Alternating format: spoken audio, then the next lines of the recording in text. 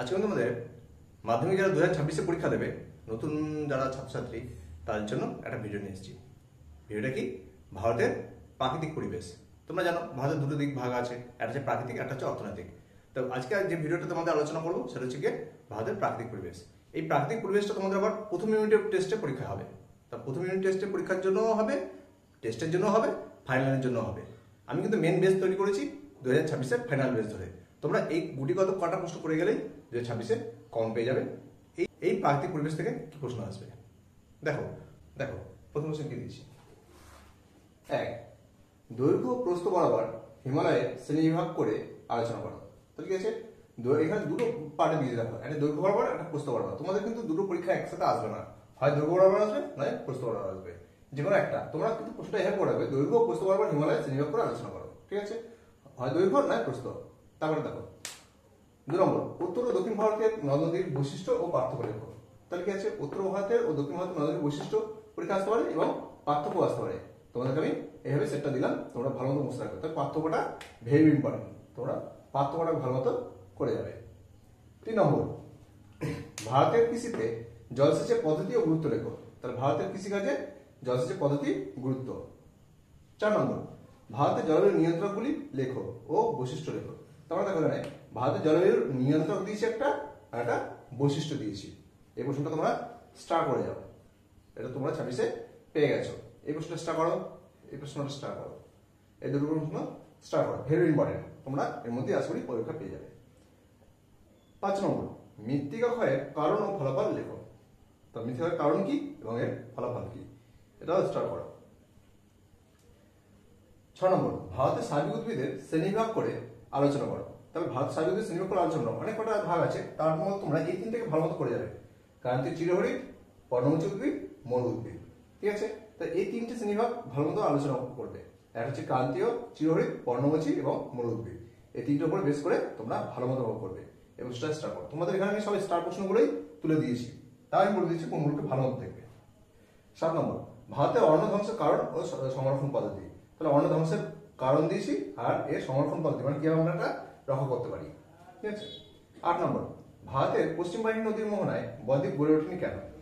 অর্থাৎ তাপ্তি ও নর্মদা নদীর মোহনায় বদ্বীপ গড়ে ওঠেনি কেন? পরীক্ষায় তোমাদের এভাবে আসতে পারে, ভারতের পশ্চিম বাহিনী নদীর মোহনায় বদ্বীপ গড়ে ওঠেনি কেন?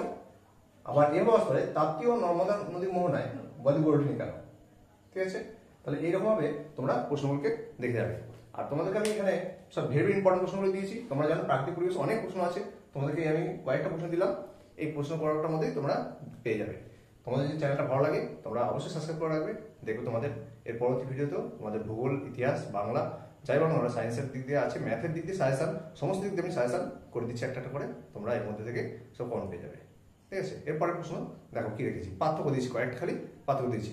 মেন প্রশ্ন 8টা দিয়েছি আর কয়েকটা পার্থক্য দিয়েছি। তোমাদের এই মেন প্রশ্ন 8টা আর পার্থক্য, এর প্রশ্নের মধ্যে তোমাদের 5 নম্বর করে দিয়েছি, 3 নম্বর করে দিয়েছি, সব প্রশ্ন করে দিয়েছি। ঠিক আছে, দেখে নাও পরে প্রশ্ন কি দিয়েছি।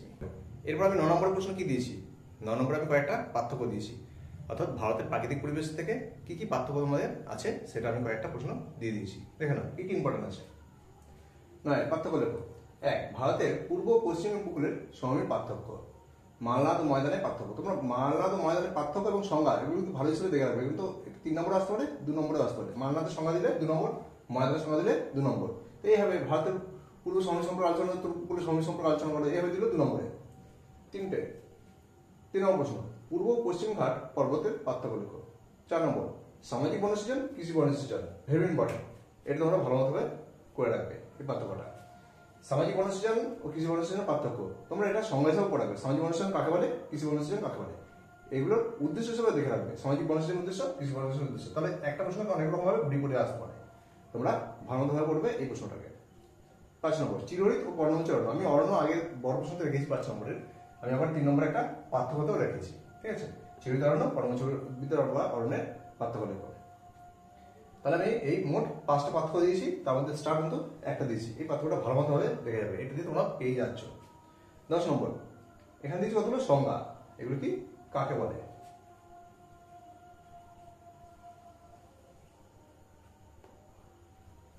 10 নম্বর দিয়েছি কাকে বলে, কয়াল, দুন, পশ্চিম ঝঞ্ঝা, ভাবচাষ, ডিভিসি, ডিভিসি অর্থাৎ দামোদর ভ্যালি কর্পোরেশন, মৌসুমী বিস্ফোরণ। কাকে বলে, অর্থাৎ সংজ্ঞা দাও। 2 নম্বর প্রশ্ন হিসেবে এটাও রেখেছি, দেখে নাও। তাহলে আমি যে এই যে 10টা প্রশ্ন তোমাদেরকে আমি দিলাম, এই 10টা প্রশ্ন ভারতের প্রাকৃতিক পরিবেশ থেকে করে যাচ্ছ। এইটা করে গেলে তোমরা ফার্স্ট মিনিট, অর্থাৎ প্রত্যেকটা স্কুলে প্রথম মিনিটে পরীক্ষা হয় 25 নম্বরে, সেই পরীক্ষাতে তোমরা প্রাকৃতিক পরিবেশের এই কটা প্রশ্নের মধ্যেই পাবে। টেস্ট পরীক্ষাতেও প্রাকৃতিক পরিবেশের এই কটার মধ্যে দিয়ে পাবে, আর ফাইনাল তো পাচ্ছই তোমরা। আমি তোমাদের ফাইনাল হিসাবে এই প্রশ্নটা দিয়েছি, আর এই প্রশ্নের মধ্যে তোমরা সব স্কুলে কমন পেয়ে যাবে। এরকম ভিডিও যদি তোমরা পেতে চাও, বা যদি ভিডিওটা ভালো লাগে, তোমরা চ্যানেলটা সাবস্ক্রাইব করে রাখবে। আমি এরপরে পরের ইউনিটের জন্য যে অর্থনৈতিক পরিবেশ আছে সেটা আমি সাজেশন এরকমভাবে আগেই তোমাদের দিয়ে দেবো, যাতে তোমাদের পড়তে সুবিধা হয়। দেখে নেবে যে এই প্রশ্নগুলো কিভাবে আসছে।